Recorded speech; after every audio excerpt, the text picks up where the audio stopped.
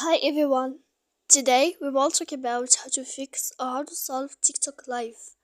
To know how to fix or how to solve TikTok Live, you should just go to settings like this. You will click. After that, in this page, you will go to apps, default apps, app settings.